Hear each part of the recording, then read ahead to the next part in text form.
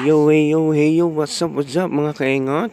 Samahan nyo ako sa daily vlog ngayong araw na to. At silipin natin kung gaano nakadumi ang ating panggilid ng si Bergman. Ilang taon na rin siyang walang linis-linis mga kaingot. Kaya naman baklasin natin ang ating panggilid para malinisan na natin yan. Malamang niya may nakatira na ng duwende dyan. Sobrang dumi niya, marami na nakatira dyan talaga na impacta. At malamang may pwede na tayo magtanim ng ng rice terraces dyan sa ating mga panggilid. Sobrang dumi niya malamang. Dyan, gumamit lang tayo ng 10mm. 8mm at 12mm na tools na white tools. Siyempre meron tayong gamit dyan. Ito na tayo na panggilid na panglinis dyan. Kaya hindi na natin kailangan manghiram. Ang hiram ng mga gamit sa ating mga kapitbahay. Kaya naman sa Engot, kinumpleto na panglinis ng ating motor. Kaya kailangan natin yan pag may motor tayo para iwas na rin gasto. Siyempre, tayo na lang gagawa. Madali lang naman yan eh. Siyempre, dapat kompleto ka nga lang sa tools. Baka Engot yan. Siyempre, hindi ka na makakagawa ng panggilid at panglinis ng motor kung wala kang tools. At ayan, nabuksan na nga ni Engot. Napakatagal mong gumawa. Masyado ka ng exposure sa video. Pabebe ka naman gumawa. Masyado. At ayun na nga sinasabi ni Engot. Napakadumi naman ng ating panggilid. Kaya kailangan talagang baklasin yan. Diyan, gagamit na tayo ng ating power tools. Hoy, bayad mo na ba yan? Hindi mo pa nga nababayaran kahit isang beses yan kay Shopee.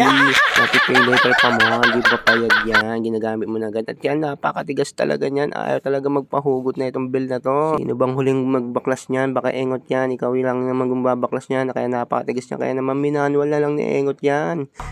Basic sa manual lang. Isang sipa lang. Natanggal ang ipin niyan. Buti na lang at natabi ko pa tong white tools ko. Kaya naman ayan, napakadumi talaga. Tignan nyo naman ang aking drive bed. Slider piece, mga bola, mga panggilid yan. Ayan, kompleto na panggilid yan. No? Pwede ka na talaga magtanim dyan. Pero buti na lang, goods na goods pa ang aking bola. Kahit napakatagal na at napakalayo na nang narating ng aking Bergman. Nakarating na ng Palestine yan. Ng Gaza. Gaza na yan. At ibang naman, puro gasa na ata yan. No? Tignan mo ha. Papating mukha ng grasa. Buti na lang talaga. Hindi masyadong napagastos si Engot dyan. Dahil na all goods pa. Kaya yan, nililinisan na ni Engot. Ayan na yan ang resulta. Tignan nyo naman, napaka-quality. Hindi na natin kailangan gumamit ng mga degree sabon lang o sapat na. Pero syempre kailangan talaga patuyin ng husto yan at tanggalin talaga ang mga bubbles sa mga gamit mo. Kasi talagang dudulos yan pag di mo pinatuyo at pinunasan ng husto yan. Gumamit nga lang po pala ako ng toothbrush. Toothbrush pa ni Engot yan. Kaya naman wala na ako toothbrush. Kaya mabaho na ang aking laging hininga. Ano, nakahinga ka? Sumisipa ba? Ano?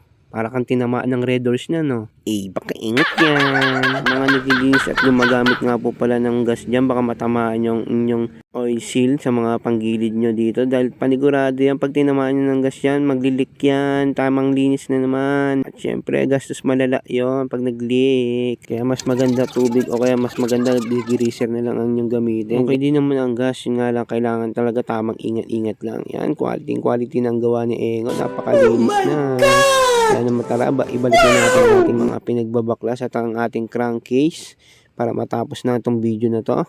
Napakahaba na talaga ng ating video na pagkakagawa dito. Napaka-engot mo talaga. Ayan, kung ma-quality ka pa. Garanti sabog ba yan? Baka hindi na umandar yan, Engot. Di ka na makabiyahe. Siya nga po pala, tumatanggap po pala ako ng gawa ng ating pag-re-repair ng ating motor. 1,000 ang aking labor. Kaya kung ikaw mag-isip-isip ka na kung magpapagawa ka pa kay Engot, baka Engot yan. Ang dami mong nalalaman! Labor pa lang, lugi ka na.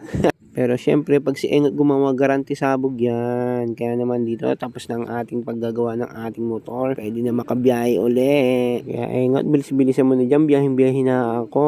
So, yun. Hanggang dito na lang po ang ating video. Napaka-quality ng ating gawa dyan. Napaka-engot talaga. Yan, gumagana lahat yan. Oh. Thank you for watching. See you in the next video. Salamat po. Baka Engot yan.